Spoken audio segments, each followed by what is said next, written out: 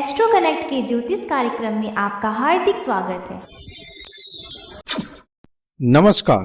बात करेंगे धनु राशि वालों की और देखेंगे कि दिसंबर का महीना आप धनु राशि वालों के लिए किस प्रकार का रहने वाला है। दिसंबर के माह में नवग्रहों की गति स्थिति में और संचार में परिवर्तन होने जा रहा है, जिसका कि शुभाशुभ प्रभाव आप धनु राशि वालों पर पड़ेगा। दिसंबर माह में धनु राशि में सूर्य और बुध की स्थिति रहेगी। बृहस्पति और शनि मकर राशि में अर्थात आपके धन भाव में रहेंगे। मंगल चतुर्थ भाव से निकल करके पंचम भाव में आपके संचरित होंगे। राहु ऑलरेडी आपके षष्ठ भाव में संचरित हैं और केतु द्वादश भाव में संचरित हैं, जबकि शुक्र जो हैं वह आपके आय भाव से निकल करके व्यय भाव में दिसंबर माह में संचरित होंगे। तो नवग्रहों की स्थिति लगभग इस प्रकार की है। तो सबसे पहले हम बात करते हैं आपके जन्म राशि अर्थात धनु राशि के स्वामी ग्रह देवगुरु बृहस्पति की। देवगुरु बृहस्पति का संचार मकर राशि में ऑलरेडी हो चुका है नवंबर माह में, और यह जो मकर राशि है आपके धन भाव में पड़ने वाली राशि है। तो देवगुरु बृहस्पति का संचार आपके धन भाव से हो रहा है। यह एक बहुत ही सुंदर बात है, क्योंकि देवगुरु बृहस्पति ज्ञान के कारक हैं, समृद्धि के कारक हैं, साथ ही धन के कारक भी हैं, और धन कारक का धन के भाव से संचार बहुत सुंदर बात है। इस माह में देवगुरु बृहस्पति के आशीर्वाद से आपके कुटुंब में हर्ष उल्लास की स्थिति रहेगी, प्रसन्नता रहेगी। धन विषयक बातों में भी बड़ी संतोषजनक स्थिति रहेगी। वाणी इस समय आपका प्रभावशाली रहेगा और बड़े बड़े लोगों के साथ आपके संबंध बनेंगे। हालांकि देवगुरु बृहस्पति यहाँ पर नीच के होते हैं मकर राशि में, जिस कारण से थोड़ा सा धन विषयक बातों को लेकर के आप में कुछ चिंता तो शुरुआत में आएगी, लेकिन आप निश्चिंत रहें। अंततोगत्वा यह महीना और आने वाला आगे का समय धन विषयक बातों के लिए बेहतर रहेगा। आपको सिर्फ सावधानी यही रखनी है कि आप जो धन विषयक निर्णय लें सोच समझ करके लें, वास्तविकता के धरातल पर अपने आप को रख करके देखें और वास्तविकता की जो कसौटी है उसके आधार पर कसते हुए कोई निर्णय आप धन विषयक बातों के लिए लेंगे तो कोई विशेष परेशानी नहीं होगी। चूंकि शनिदेव भी आपके धन भाव में है, इसलिए इनका भी यही कहना है कि अभी आप यथार्थवादी बने, यथार्थ परक आपकी योजना हो और यथार्थ को समझते बूझते कोई आप निर्णय करें, चाहे वह कुटुंब के विषय में हो या परिवार के विषय में हो या धन के विषय में हो या किसी प्रकार के जीविकोपार्जन के संबंध में हो। तो आपको यहाँ पर प्रैक्टिकल अप्रोच के साथ निर्णय करना है और आगे बढ़ना है, तो फिर आपको कोई विशेष परेशानी नहीं रहेगी।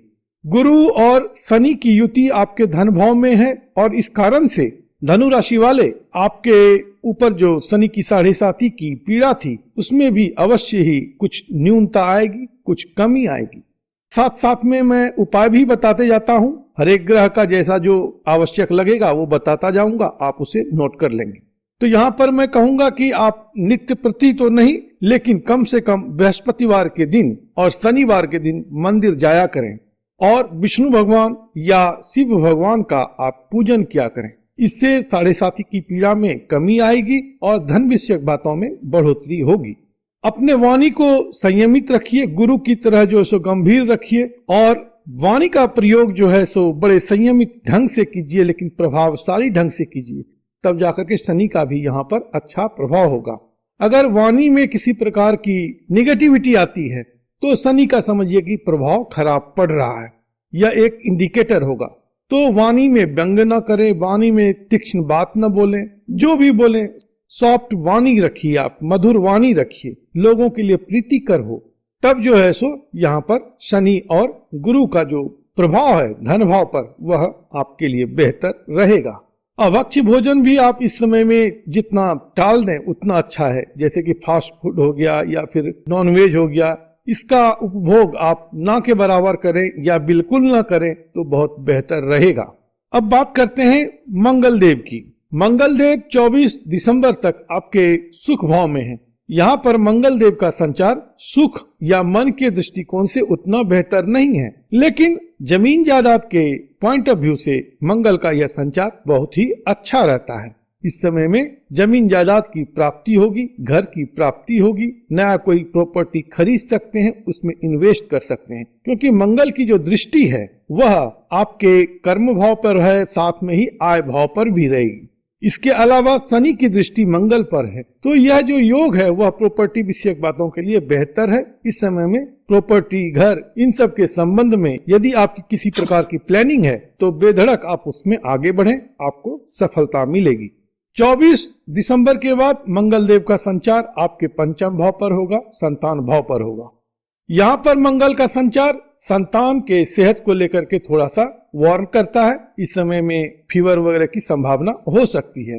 संतान के साथ कुछ वैमनस्य भी हो सकता है, और जो आपके लव पार्टनर हैं या जो प्रेमी जन है जिससे कि आप प्रेम करते हैं, उनके साथ भी किसी प्रकार के वाद विवाद की संभावना हो सकती है, लड़ाई झगड़ा भी हो सकता है। तो यहाँ पर अपने टेम्परामेंट को आप कूल रखें और अपने संवाद की शैली को भी सहज बना करके रखेंगे तो कोई विशेष परेशानी नहीं होगी। और डिसीजन इस समय सिंगल हेडेडली मत लें या बहुत धड़फड़ में कोई जो है सो डिसीजन ना करें।